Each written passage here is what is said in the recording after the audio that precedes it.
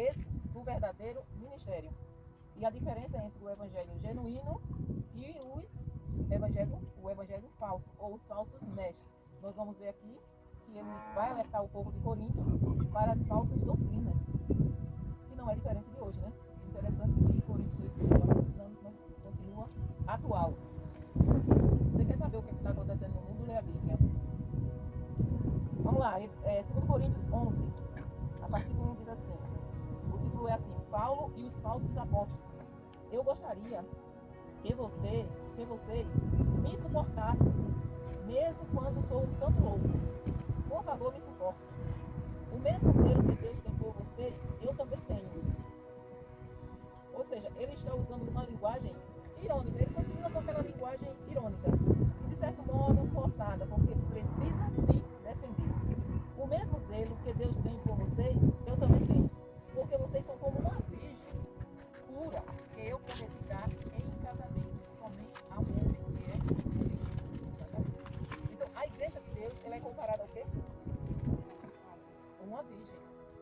E que o pastor que é responsável pela igreja local, ele vai prestar conta ao noivo.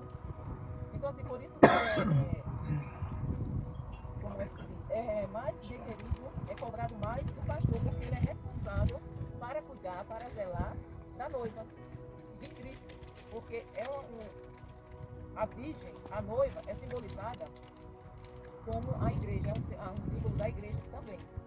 Então, assim, ele, o pastor da igreja, naquela época, né, Paulo, se vê como um pai espiritual. O pastor é um pai espiritual que promete a Cristo cuidar da igreja. A igreja de Cristo como uma noiva pura. Aí o 3. Pois assim como Eva foi enganada pelas mentiras da cobra, eu tenho medo de que a mente de vocês seja corrompida e vocês abandonem a devoção sincera e pura a Cristo. Ou seja, Paulo está dizendo assim: vocês são tão imaturos, eu já falei tanto para vocês, eu já falei tanta verdade, vocês sabem a verdade, mas diante da imaturidade de vocês, eu tenho medo que vocês sejam enganados por qualquer doutrinazinha que chegue um aí, que venha falar de um evangelho falso, e vocês sejam enganados por causa disso. Então, assim, ele temia que aquela igreja de Corinto fosse enganada pelos falsos apóstolos, pela falsa doutrina. Porque vocês suportam com alegria qualquer um que chega e anuncia um Jesus diferente daquele que nós anunciamos, e aceitam um espírito e um evangelho completamente diferentes do Espírito de Deus e do evangelho que receberam de nós. Provavelmente na igreja de Coríntios tinha pessoas, eu vou usar aqui um exemplo, essa semana, eu não lembro qual foi o dia, eu vi no YouTube, uma moça dizendo assim: deixei o protestantismo pela igreja católica. Então, assim, uma pessoa que diz que deixa o evangelho puro pela doutrina católica, que é uma doutrina totalmente, quer dizer, não é totalmente diferente, eles creem em Jesus Cristo, pregam Jesus Cristo, mas eles adoram imagem, que a Bíblia condena. Então, assim, quando uma pessoa vai para uma igreja e sabe que aquela doutrina é contra a Bíblia, quando uma pessoa abre a sua porta e dá ouvidos a testemunha de Jeová, aos mormons, ao espiritismo, essa pessoa, ela é muito assim. E Paulo fica arretado da vida, porque ele diz: a gente pregou o evangelho verdadeiro, o evangelho de Cristo. Vocês receberam, agora vocês abrem a porta, como ele diz aqui, ó, porque vocês suportam com alegria qualquer um que chega e anuncia um Jesus diferente daquele que nós pregamos. Então, assim, é a pessoa abrindo a porta e ouvindo o evangelho que eles sabem que é diferente daquilo que Paulo pregou. Então, Paulo fica irritado com isso. É a mesma coisa da gente estar aqui há 5 anos pregando para vocês. A gente pega a verdade, aí chega alguém e diz uma coisa completamente diferente do que está na Bíblia. Ah, Jesus não é assim não. Jesus, ele aceita tudo, como alguns malucos estão dizendo aí, né? Invertendo, criando um Jesus que não tem nada a ver com o Jesus da Bíblia. Aí você diz: ah, é mesmo, eu gosto mais desse Jesus. Porque é um Jesus que aceita tudo, que tudo é paz e amor, tudo é aceitável, venha como está e permaneça do jeito que está, não precisa mudar nada. Se você é gay, você continua gay, não é pecado amar outro homem, amar outra mulher, se relacionar. Então assim, é o que estão pregando aí, é o que a gente mais vê, eles querendo jogar de goela abaixo esse Jesus que eles criaram, que não tem nada a ver com a palavra de Deus, não tem nada a ver com o nosso Senhor e Salvador Jesus Cristo. Aí a gente passa 5 anos, vai fazer 5 anos que a gente está aqui, ensinando a palavra verdadeira, a Bíblia aqui. Aí chega alguém aqui e diz assim, não tem nada, rapaz. Jesus não está vendo que Jesus não vai deixar ninguém ir para o inferno. Que Jesus é esse? Aí você diz assim, vai ter mesmo. Eu posso fazer o que eu quiser, Jesus não vai me deixar para o inferno. Jesus é amor. Aí vocês leem na Bíblia, a gente já mostrou para vocês. Jesus é amor, mas ele é justiça. Jesus vai cobrar, Jesus vai vir como juiz. Aí vocês se alegram com esse outro evangelho, ouvem com boa como é que eu falo? Satisfação.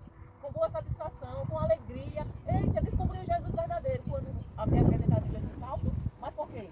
É uma facilidade, aí aceita. Não, é esse Jesus que eu quero. Esse Jesus está se enquadrando no meu conceito, no meu ponto de vista. Tá? Ele é do jeito que eu quero.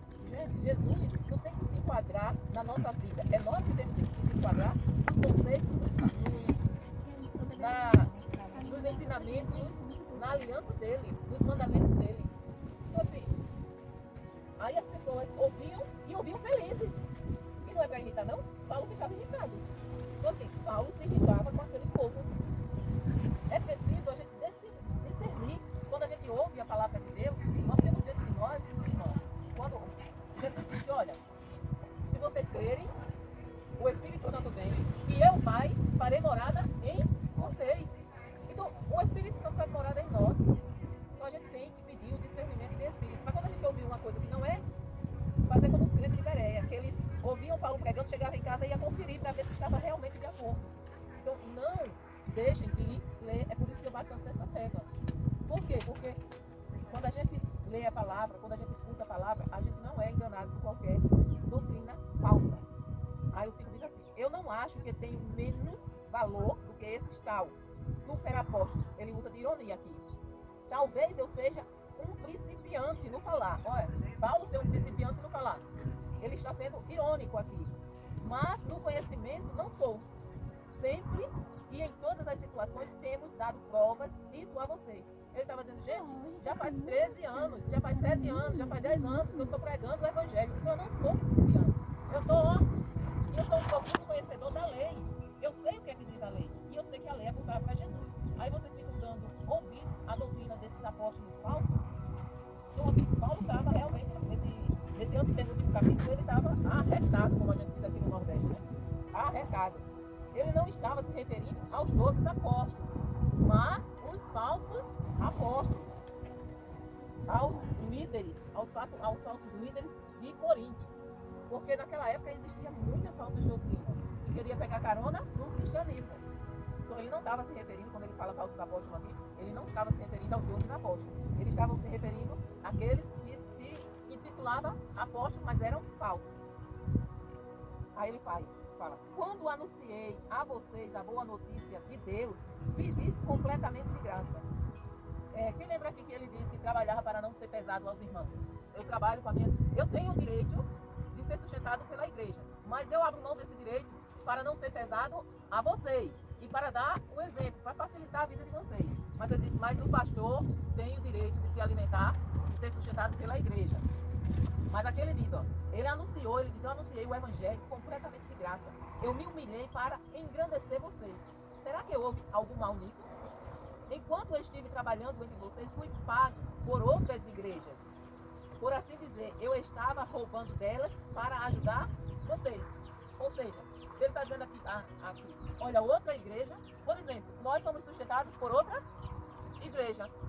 Então assim, a igreja aqui que nós pastoreamos não tem condições de nos sustentar. Aí nós somos sustentados pela igreja de Cristo que fica em todo lugar. Então a igreja de Cristo nos sustenta para que a gente faça essa obra aqui. Então assim, para vocês o evangelho está saindo de graça, vocês não estão sustentando, vocês não sustentam o pastor de vocês. Era o que acontecia com Paulo aqui. Então, os coríntios, eles não estavam sustentando Paulo quando Paulo pregou. Aqui Paulo não estava em Coríntios, ele estava escrevendo uma carta. Mas quando Paulo foi lá pregar para eles, Paulo sobrevivia, era o que era necessário para Paulo sobreviver. Quem mandava era as igrejas da Macedônia. Então ele era suprido pelas igrejas da Macedônia. Então não custou nada para os coríntios. Quer dizer, Paulo se esforçou, aí mais na frente vocês vão ver o relato do sofrimento que Paulo passou. Aí ele diz assim, agora vocês vêm dar ouvido a doutrinas falsas. Aí realmente ele estava aqui, desde a vida, viu? Eu fiquei no 9, né? Aí diz assim, durante o tempo em que estive com vocês, quando precisava de alguma coisa, não incomodava ninguém. Pois os irmãos que vieram da Macedônia me trouxeram tudo o que eu precisava. Então, enquanto Paulo estava pregando em Corinto, ele era sustentado pelas igrejas da Macedônia. Os irmãos de lá vinham e traziam o que era necessário para Paulo. Ninguém poderia dizer que Paulo estava se aproveitando daquele povo ali. Então, ele fazia questão disso. Mesmo passando por necessidade, Paulo agia dessa forma. Ele não, mesmo que ele passasse necessidade, ele não sobrecarregava a igreja. Esse cuidado nascia do amor que Paulo tinha por aquelas almas. O verdadeiro ministério não busca vantagens, mas se sacrifica por amor ao povo. Irmãos, aqui Paulo, ele deu a vida pelo Evangelho de Cristo. Não só ele, mas os apóstolos, os discípulos naquela época, eles morriam por amor a Cristo. E eles morriam cuidando da igreja, para que a igreja tivesse o alimento espiritual necessário para que ela se mantesse. O que aconteceu no passado e acontecerá no futuro é isto. Eu nunca exigirei que vocês me ajudem. Então ele está dizendo assim, o que aconteceu quando eu fui aí pregar a palavra de Deus, lá no passado, e o que vai acontecer no futuro, eu nunca vou exigir de vocês que me ajudem. E assim, pela verdade de Cristo, a qual está em mim, eu garanto que ninguém, em nenhum lugar da Acaia, tirará de mim este orgulho de anunciar o Evangelho sem cobrar nada. Então, Paulo, ele tinha isso na sua vida. Eu vou pregar a palavra, mas eu acho que é em Romanos, ou em 1 Coríntios, que ele diz que... Diz o quê? Que não é errado o pastor viver... Coríntios. Né? Isso não é que ele não tivesse direito e não concordasse. Ele diz, eu concordo que o pastor coma da igreja, sobreviva da igreja. Mas é uma questão minha particular. Eu não quero fazer isso. Então assim, ele tinha orgulho de não depender da igreja. Ele trabalhava quando ele não podia trabalhar. Outras igrejas, outros irmãos supriam a necessidade dele. Mas ele tinha orgulho de não depender da igreja. Por que estou dizendo isso? Por que estou dizendo isso? Será que é porque não amo vocês? Deus sabe que eu os amo. O que estou fazendo agora, vou continuar a fazer a fim de evitar que aqueles tais apóstolos tenham morrido para dizer que fazem um trabalho igual ao nosso. Ou seja, ele também fazia esse tipo de coisa. Por quê? Porque aqueles apóstolos eles cobravam para pregar o Evangelho. E Paulo, ele não cobrava. Então ele dizia, não, eu vou continuar fazendo do jeito que eu sempre fiz, para eles não dizerem que fazem igual a mim. Porque eles não fazem. Eles pregam a palavra de Deus, eles pregam um falso evangelho para ganhar dinheiro, com segundas intenções. Aqueles homens são apóstolos falsos e não verdadeiros. Eles mentem a respeito dos seus trabalhos, o bem, mas no fim eles receberão exatamente o que as suas ações merecem. O mal nem sempre se apresenta de forma óbvia. O mal. O diabo vai chegar aqui do jeito que ele é. Ele chega, se o diabo quer enganar, vamos dizer assim,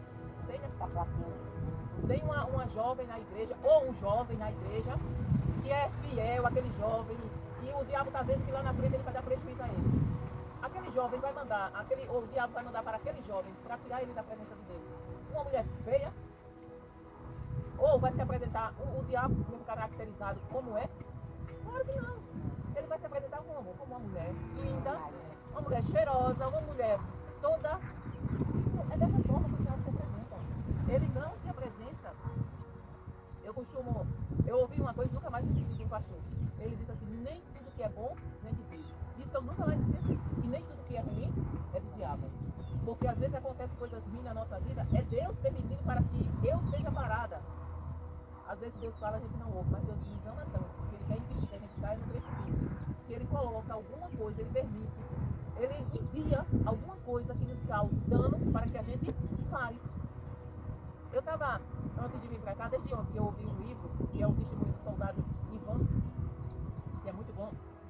E esse soldado, uma vez ele ia buscar o pão para o pilotão dele, e ele ouviu uma voz no ouvido dele: diminua o carro, diminua o carro. E ele olhou, tudo, não tinha nada, né? Ele disse: eu acho que eu estou enganado. Ele ouviu pela segunda vez. Ele olhou de novo e não viu nenhuma, assim, possibilidade de acontecer nada. Ele continuou. Aí disse que os pães começaram a cair na pista. Aí eles foram obrigados a parar. Eles foram para o acostamento, pararam. Aí quando chegaram lá atrás do vulcão, né? O vulcão estava fechado com cadeado.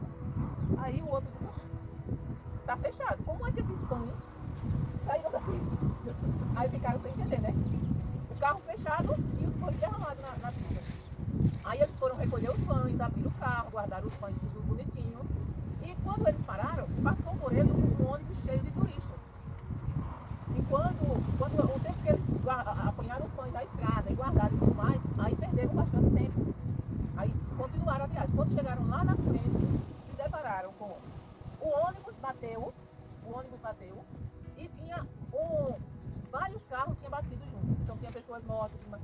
Quando Deus falou para ele diminuir, era justamente porque ia acontecer. Como ele não obedeceu,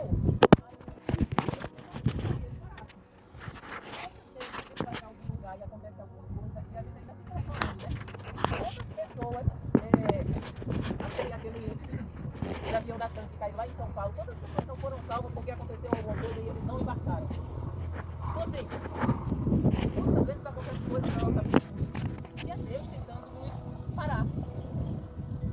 Então, o mal nem sempre se apresenta de forma óbvia, de forma feia, porque se fosse assim ninguém ia querer.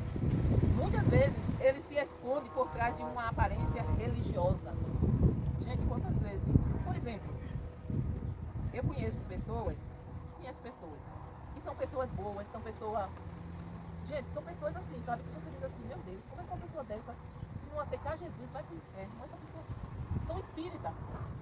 Elas creem no evangelho completamente diferente. Elas creem no evangelho segundo o espiritismo. Ou seja, elas estão servindo ao diabo e muitas delas ali estão realmente enganadas, estão com boas intenções, achando que estão no caminho certo. Porque lá eles falam em Jesus e tudo mais.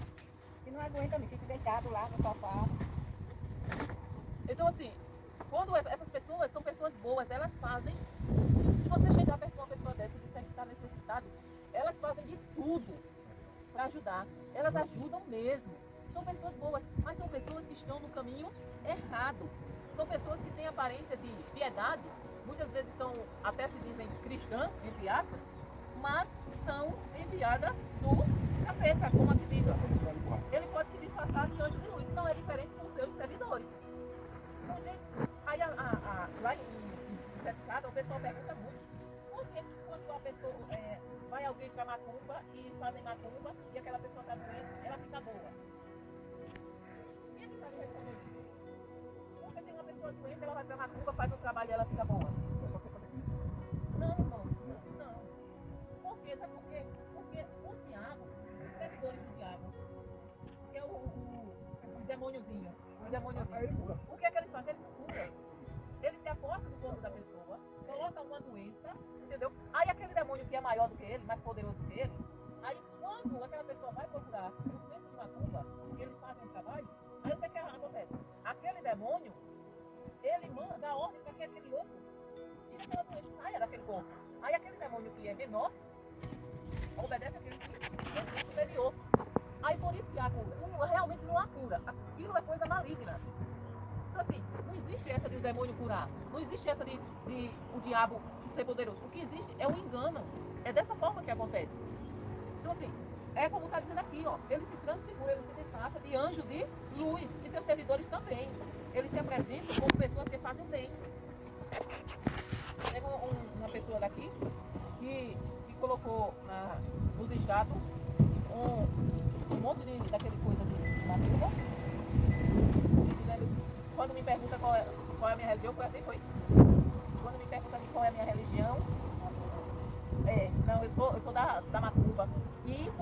tiraram de onde eu estava. Assim, essa pessoa está dizendo que vivem caô e inimigo. Que ela crê nisso aí. E o diabo é o pai dela. 16, né? Repito, ninguém deve pensar que eu estou louco. Mas se vocês pensam isso, então me recebam como louco, para que assim eu tenha alguma pequena coisa de que me gabar.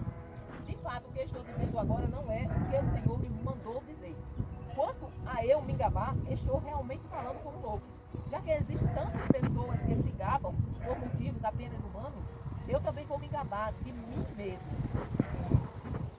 Ele vai listar aqui, olha só, Paulo, ele vai listar aqui algumas coisas que ele passou por causa do amor dele pelo Evangelho. Vocês são tão sábios, ele está dizendo aqui, né? As pessoas me têm como louco, não me tenham como louco, mas eu sou louco mesmo. E por motivo, as pessoas, já que tantas pessoas que se gabam por motivos apenas humanos, eu também vou me gabar de mim mesmo. Ele está sendo irônico, aqui Paulo está sendo irônico. Eu não vou me igualar a essas pessoas. Vocês acham que eu vou me gabar como eles? Seguir o exemplo deles? Então ele está dizendo, já que existem tantas pessoas vocês são tão sábios que suportam de boa vontade os outros, tolerem os que mandam em vocês e exploram vocês, tolerem os que os enganam, toleram os que os enganam, os que os tratam com desprezo e os que lhes dão bofetadas. Tenho até vergonha de confessar que nós somos tímidos demais e não fomos capazes de fazer coisas como essas. Ele aqui continua sendo irônico. Ou seja, irmãos, é a mesma coisa. Eu vou dar o nosso exemplo. Paulo, ele está aqui dizendo o seguinte: gente, a gente cuidou de vocês, a gente pregou a palavra, a gente não cobrou nada, a gente não exigiu nada, a gente apenas cobrava, ou apenas pregava, ensinava.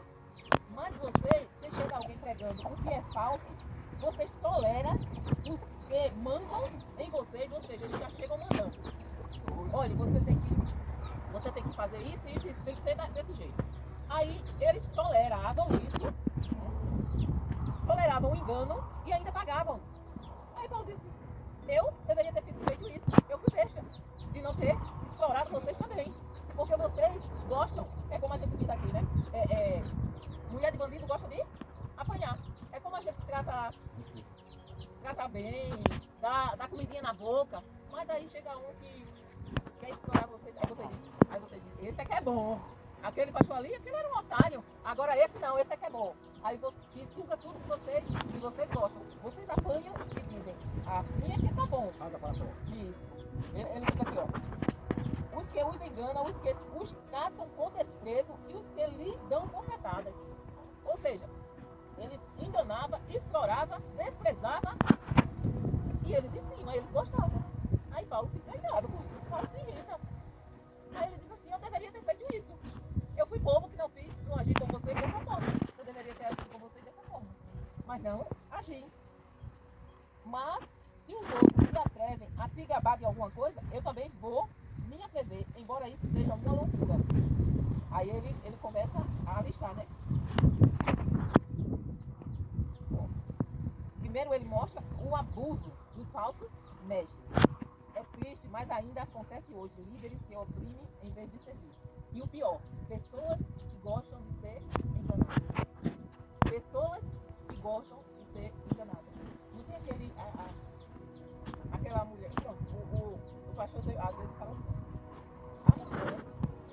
A mulher. Vou usar o exemplo da mulher. Está casada, o marido é um marido bom, cuida dela, cuida dos filhos, da casa, não deixa faltar nada. Aí o marido não presta. Aí ela deixa o marido e pega um cabo sentado, um vagabundo, e ela tem que ir trabalhar para sustentar ele, ainda apanha. Aí esse é que é o bom. Esse ela dá valor. Aí ela elogia, né? Meu marido, e faz de tudo, e é propaganda e mais propaganda. Estava acontecendo isso para a igreja. Ou seja, Paulo pregava, Paulo ensinava, Paulo não cobrava nada, aí Paulo não presta. Aí vem o falso profeta, aí ensinam o engano, eles aceitam o engano, exploram ele, é desprezado e eles ficam felizes. Eu fiquei no 22.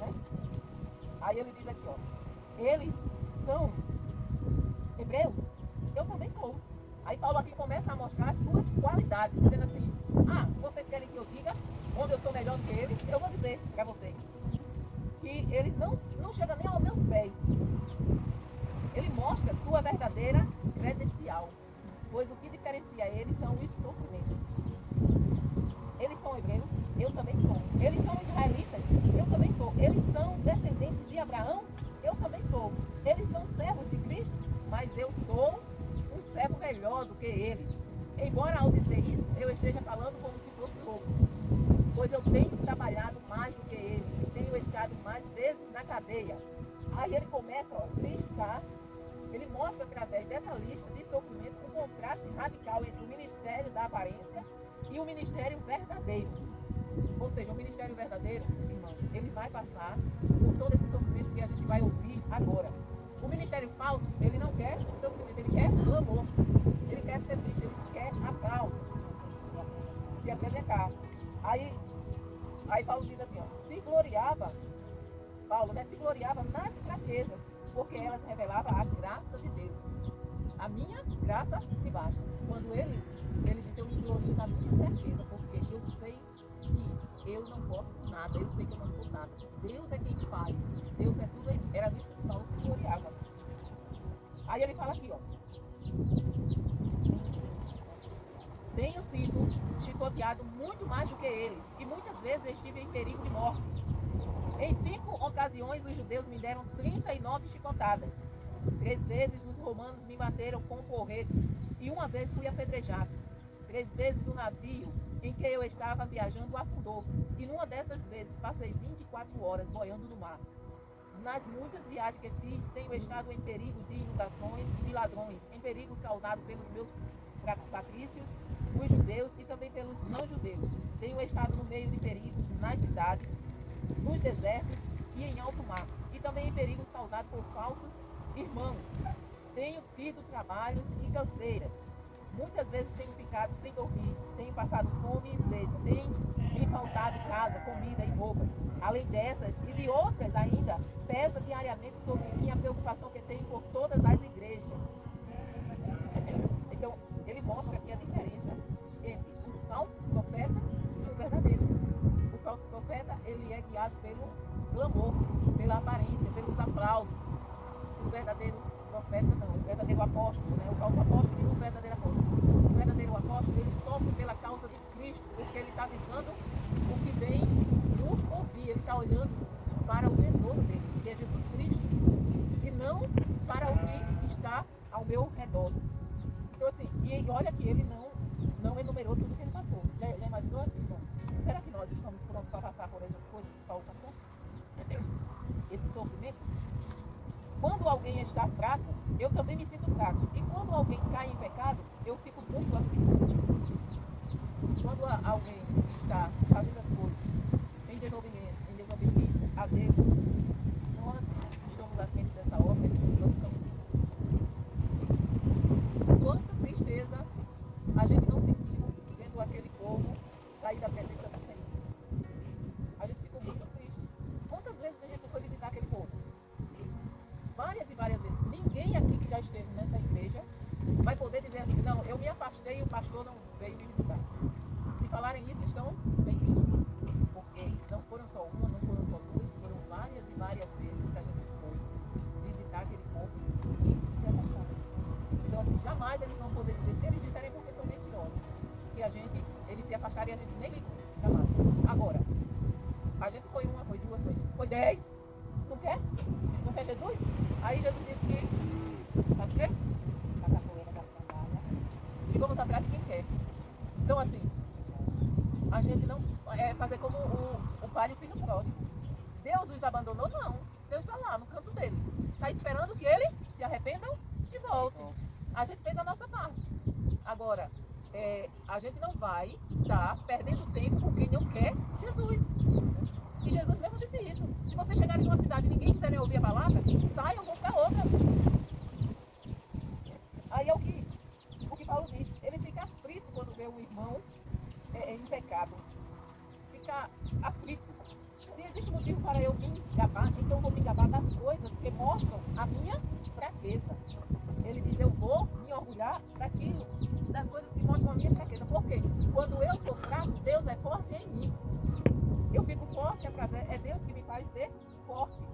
Deus e Pai do Senhor Jesus, o Deus que é bendito para sempre, sabe que eu não estou mentindo. Quando eu estive na cidade de Damasco, o governador nomeado pelo rei Aretas, pôs guardas nos portões da cidade para me prenderem. Porém, os meus amigos fizeram com que eu descesse num grande cesto por uma abertura da muralha, e assim escapei do governador. Um fugitivo, não um herói. Olha só o que é que Deus faz. Ele está se acabando de ser um fugitivo e não um herói triunfante. É assim que Paulo se apresenta, como um fugitivo e não um herói. E Deus é glorificado através da vida dele. Aí eu andei rápido porque o irmão Adão não está bem. Aí eu, entendeu? Por isso que eu não me entendi. Hoje eu falei menos. Ali por baixo. A mulher fala mais hoje. Então assim, Paulo diz assim, olha, eu vou me gabar, eu vou me orgulhar das minhas fraquezas, porque quando eu estou fraco, aí o Senhor me fortalece.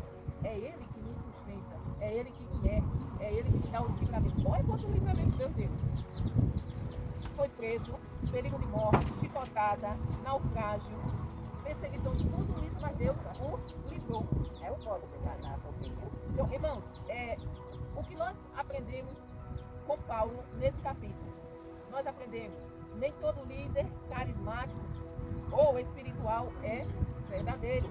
É de Deus, gente. Nem todo líder carismático, espiritual é de Deus. A gente tem que pedir discernimento. Para quando as pessoas, a gente ouvir as pessoas falarem, gente, a gente tem que ter discernimento. Olha, é cada coisa que eu vejo, só Jesus por causa. Eu tenho uma amiga em Cristo, e ela disse que eu sou incrédula. Ela disse porque ela era de uma igreja, ela congregava numa igreja, em que o pastor, todos os cultos, não era assim, um culto ou outro, era todos os cultos. O pastor dava profecia para quase todo mundo na igreja. Não, gente, não existe isso.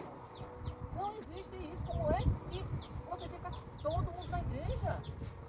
E profecia sem pé nem cabeça. Profecia que não é profecia. Eu sei o que está passando, moleque. Todo mundo está sofrendo, gente. Quem é que não está sofrendo? Então, assim, essa profecia, quando eu já ia para lá, as poucas vezes que eu fui, eu já ia. Quando ele começava com as profecias deles, eu já encarava ele. Que era para ele não vir para o meu lado. Já encarava.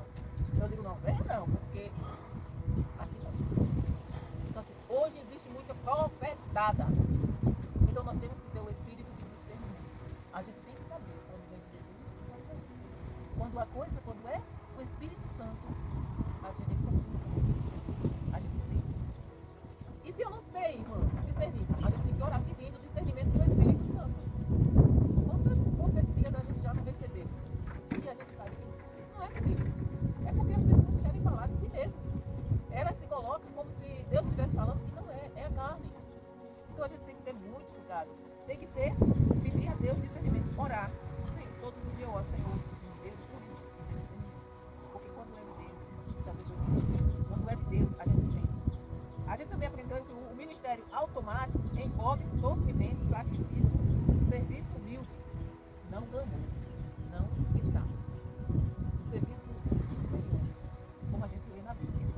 Os apóstolos não viveram uma vida de regalia, uma vida de casa de prata, de janeiro. Não, se a pessoa é rica e pobre, mas se a pessoa é um povo da casa, e por causa da igreja, aí eu acho isso um absurdo, sabe? Os fiéis, tudo lá, ralando para pagar uma conta disso. E o cara andando lá de carro importado, sentado na praia. Eu sou de acordo com o pastor deve viver bem, mas de acordo com as possibilidades da igreja. Você tem uma casa para morar, confortável, tem roupa para vestir. Por que precisa mais do que isso? Quer dizer, se a nossa igreja fosse uma igreja que tivesse condições, a gente ia investir em evangelização, a gente ia investir em missões para ganhar almas para Jesus, que é isso que importa. A gente tendo casa, tendo que comer, o que investir, tendo carro para andar, para se locomover. Por que a gente precisa mais do que isso? Para que mais duas casas? Por que mais três casas? Para que casa de praia? Então, assim, tem tudo isso que não tem nada a ver. É status. O evangelho verdadeiro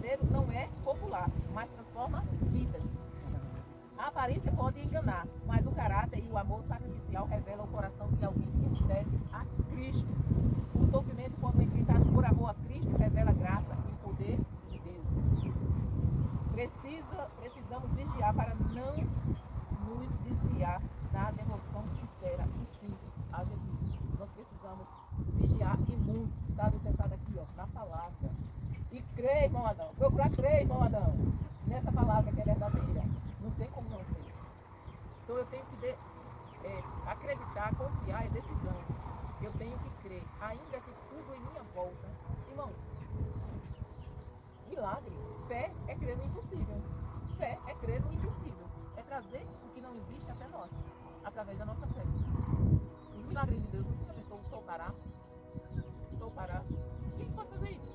Só Deus. Só Deus. O mar se abrir, sair água da rocha. E esses milagres, é porque aqui a gente vê. No Oriente, pessoal, eles estão vivendo milagres lá.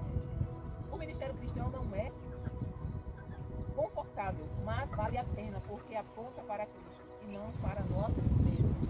Então, assim, vale a pena um sacrifício que nós possamos, um sofrimento que nós vamos passar, o que nós possamos passar aqui. Por quê? Eu costumo dizer que, olha só, o que é que está escrito aí no final do livro.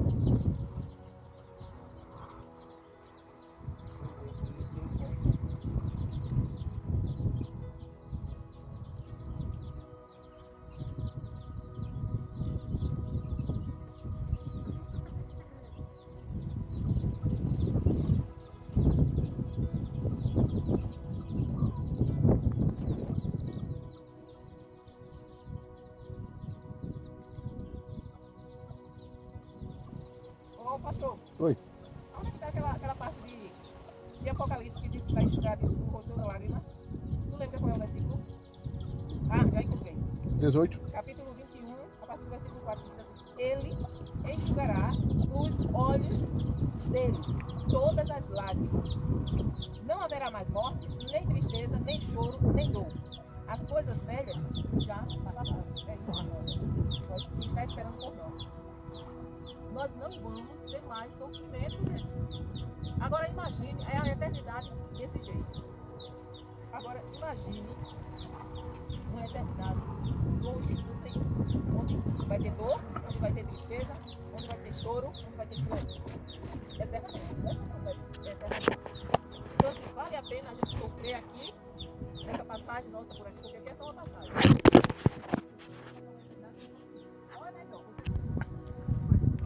Senhor, nosso Deus, maravilhoso Pai, te louvamos, Senhor, por mais essa tarde, onde vamos aprender em 2 Coríntios, capítulo 11. Nos ensina da tua palavra, nos faz, Senhor, aprender e guardar, praticar e viver, em nome de Jesus. vamos lá, né?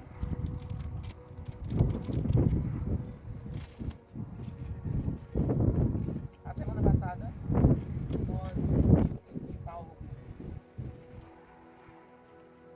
defendendo, né, a autoridade que ele mostra, o orgulho que ele tem, ele ser um servo de Cristo, e também a pessoa deve ser aprovada por Jesus, e não se auto. Eu não está no Wi-Fi, tem Então a gente aprendeu que nem todo discurso religioso, no capítulo 10, né? Nem todo discurso religioso é de Deus. Funciona não. E aprendemos também que Funciona não aqui. tudo aquilo que o Espírito Santo falou através de Paulo, houve uma vida de luta e vitórias durante 80 anos e tem uma eternidade de alegria. Eu escolho uma eternidade de alegria. Tem alguma dúvida, gente? Minha irmã Adriana, irmã Maria, irmão Luiz, irmão Adão.